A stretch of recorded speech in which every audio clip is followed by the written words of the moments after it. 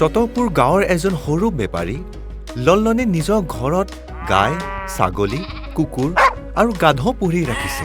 এই সকলোবোৰৰ ভিতৰত গাধটো ১ নম্বৰ এলেহা। সি কাম কৰাৰ সলনি ফাল্টু কথা পাতিবলৈ, ফিতাহী মাৰিবলৈ আৰু এনে ঘূৰি ফুৰিবলৈ বেছি ভাল পায়। সি ইমানেই এলেহুৱা যে সন্মুখত পৰি থকা ঘাঁহখিনিৰ ওচৰলৈ উঠি যাব নোখোজে। ছাগলীজনক কয়, ছাগলী ভণ্টি, ঘাঁহখিনি অলপমান এইফালে ঠেলি দিয়া না। কোন যায় তালে? গাধ ককাই, আপুনিনো ইমান এলেহুৱা কিয়? ইমান এলেহুৱা, তথাপিও আমাতকৈ বেছি কাম ইহে কৰিবলগীয়া হয়। আমাৰ মালিকজনে ইয়াৰ পিঠিত নিমখৰ বস্তা লুট কৰি লৈ যায়। গাঁৱৰ নদীখনৰ দলংখন পাৰ হৈ চহৰলৈ যায়। নিমখ বিক্ৰী কৰি আৰু সন্ধিয়া ঘৰলৈ উভতি আহে। আৰে গাধটো কৰবাৰ, এতিয়ালৈকে ঘাঁহ খাই আছ। কিমান খাবি আৰু? এইটো তোৰ খোৱাৰ নহয়, যোৱাৰহে টাইম হয়। বল। গোটেই নিশা বৰষুণ দি আছিল। আকৌ বৰষুণ দিয়াৰ আগতে আমি চহৰ গৈ পাব লাগিব। মালিকজনে সদায় দৰে গাধটোৰ পিঠিত ৩-৪টামান নিমখৰ বস্তা লোড কৰি চহৰ ফালে যাবলৈ ধৰে। তেওঁ নদীখনৰ দলংখন গৈ পায়গৈ। গোটেই নিশা বৰষুণ দি থকাৰ কাৰণে তেওঁ তিতি থকা দলংখন পাৰ কৰিবলৈ লওঁতে হঠাৎ গাধটোৰ ভৰি পিছলি পৰে আৰু সি নদীখনত পৰি যায়। পানীত ককবকাবলৈ ধৰে, ঢেঁচু ঢেঁচু কৰিবলৈ ধৰে। ভয় নকৰিবি তই গাধ, মই আহি আছো। আৰে ইয়াৰ, বল ঘৰলৈ উভতি লাওঁগে। গাধটোক ইমান সোনকালে উভতি অহা দেখি বাকীবোৰ জন্তুৱে সোধে, আৰে গাধ ককাই, আজি তুমি ইমান সোনকালে কেনেকৈ উভতি আহিলা? আৰে ইয়াৰ, গোটেই নিশা বৰষুণ দিছিল নহয়। মই মালিকক কৈ দিলো আজি কাম কৰিবলৈ মন যোৱা নাই। উভতি বলক নহলে ঠেং মাৰি দাঁত ভাঙি দিম। মালিকে ভয় খালে, সেইকাৰণে উভতি আহিল। আৰে বাহ, তেন্তেতো তুমি যেতিয়াই মন কৰে মালিকক ধমকি দি উভতি আহিব পাৰিবা। এনেকুৱা কৰিব পৰা হলে মই সদায় ধমকি দি উভতি আহিলোহেঁতেন। আজি আপুনি সোনকালে কিয় উভতি আহিল? কি কৰো, গাধটো নদীত পিছলি পৰিল। গোটেইবোৰ নিমখ পানীত গলি গ'ল। মই চহৰলৈ গৈ কি বেচিমগৈ? উভতি আহিব লগা হ'ল। যদি কথাটো এনেকুৱাই তেনেতেহে মই সদায় উভতি আহিব পাৰিম। আৰু পিছদিনা মালিকজনে আকৌ তাৰ পিঠিত নিমখৰ বস্তা লোড কৰি চহৰলৈ যাবলৈ বুলি নদীখন পাৰ কৰিবলৈ দলংখনৰ ওপৰত উঠাৰ লগে লগে গাধটোৱে ভাবে, এইটোৱে সুবিধা, নদীত পৰি যোৱাৰ চলতে জুপিয়াই দিওঁ।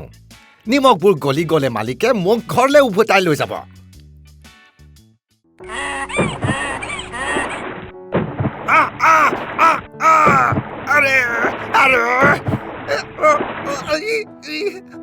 ভয় নকৰিবি তই গাধ, মই আহি আছো। আৰে ইয়াৰ, আজি আকৌ ঘৰলৈ উভতি যাব লাগিব। ঘৰলৈ অহাৰ পিছত চোতালত থকা সকলোবোৰ জন্তুৱে উভতি অহা কাৰণ যেতিয়া সুধিলে, কালি কোৱাৰ দৰে সি আকৌ ফিতাহী মাৰি কৰিলে। সেইটোৱে ইয়াৰ, আজি আকৌ মোৰ নহল। মই মালিকক ঠেং মাৰি দাঁত ভাঙি দিম বুলি ধমকি দিলো। বাছ, তেওঁ মোক উভতাই লৈ আহিল। এতিয়াতো মালিকে মোৰ কথা মতেই চলে। কাইলৈৰ পৰা মই সদায় তেওঁক আধা ৰাস্তালৈ গৈ ধমকি দিম আৰু উভতি গুচি আহিমগৈ। বা ইয়াৰ, তোমাৰতো মজাই মজা। আৰু সঁচাকৈ গাধটোৰ মজাই মজা হয়। সি এটা ভাল আইডিয়া পাই গ'ল। সি সদায় নদীখনৰ দলংখন পোৱাৰ লগে লগে ভৰি পিছলি যোৱাৰ চেলু দেখুৱাই নদীত পৰি যায় আৰু তাৰ পিঠিত থকা নিমখখিনি গলি যায়। মালিকে নদীলৈ জঁপিয়াই তাক বচাই আৰু পুনৰ ঘৰলৈ উভতি আহে। এদিনাখন ঘৰলৈ আহি মালিকে দেখিলে যে গাই, ছাগলী, কুকুৰে গাধটোৱে আলপৈচান ধৰি আছে। লোৱা গাধ ককাই, সতেজ সতেজ ঘাঁহ খোৱা। ঘাঁহ খাই উঠি পানী খাই ল'বা গাধ ককাই। থৈ দে, কি কথা হে, আজিকালি বৰকৈ আলপৈচান ধৰিছ মোৰ। বাৰু, এইটো মই বিচাৰিছিলো। আলপৈচানটো ধৰিবই লাগিব গাধ ককাই। আৰে যেতিয়া আপোনাৰ পিছ ঠেঙৰ মাৰৰ কথা শুনি মালিকৰ দৰে মানুহে ভয় খাই গ'ল তেন্তে আমিনো কোন হওঁ কি কোৱা ছাগলী হয় গাই বাইদেউ তাৰ মানে এই এলেহুৱা গাধটো জানি বুজি নদীত পৰি যায় ইয়াৰ টেঙৰামি বুজি পালো মই যাতে কাম কৰিব নালাগে সেইকাৰণে নদীত পৰি নিমখবোৰ গলাই দিয়ে আৰু মই উভতি আহিব লগা হয় ঠিক আছে বাৰু গাধ কাইলৈ তোক এশিকনি দিম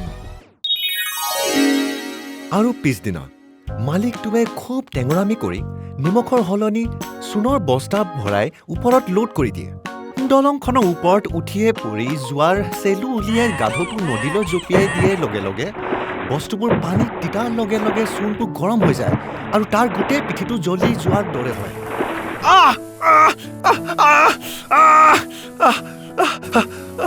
আজিয়ে বচাবলৈ কিয় অহা নাই এতিয়া মই নিজে উঠি যাব লাগিব নেকি আৰু চিঞৰি চিঞৰি পাৰলৈ দৌৰ মাৰে পাৰ পোৱাৰ লগে লগে মালিকে তাক ধৰি ঘৰলৈ লৈ আহে কি কথা হে গাধ ককাই আজি তুম বৰ সোনকালে চহৰৰ পৰা উভতি আহিলা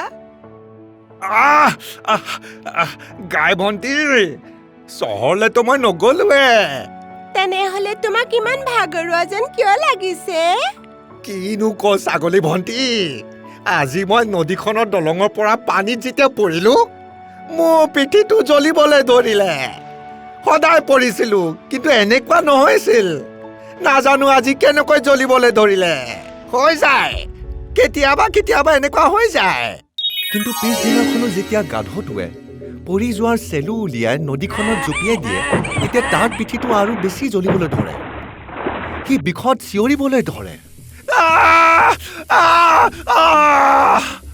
এলেহুৱা গাধ মই বুজি পালো তোৰ বুদ্ধি আজি তোৰ পিঠিত কেৱল চূণহে ৰাখিছিলো গাধটো বিষত চিঞৰি চিঞৰি বাহিৰলৈ আহে সি পাৰলৈ অহাৰ লগে লগে মালিকে আহি তাৰ কাণখনত ধৰি কয় সদায় কিমান উভতি গৈ থাকিম বৰষুণটো 4 মাহলৈকে দি থাকিব 4 মাহলৈকে যদি পিছলি পৰি থাক তেন্তে মোৰ দেখোন ধান্দা নোহোৱাই নহব বল আজি চহৰলৈ গৈ আহোঁগে আৰু সেইদিনা মালিকটোৱে গোটেই দিনটো গাধটোক চহৰখনত ঘূৰাই ঘূৰাই ইমান দিনে কৰা আৰামৰ প্ৰতিশোধ লৈ লয় গাধটোৱে ভাবে বাপৰে যদি আজি আৰু অলপ সময় এলাহ কৰি পানীত থাকিলোহেঁতেন তেন্তে মই মৰিয়ে থাকিলো হয় আজি এটা কথা মই বুজি পাই গলো মানুহে হওক বা জন্তু সি এলেহুৱা হ'ব নালাগে নহ'লে এলেহুৱা কাৰণে তেওঁ পানীতে নহয় শ্মশানতো জ্বলিব পাৰে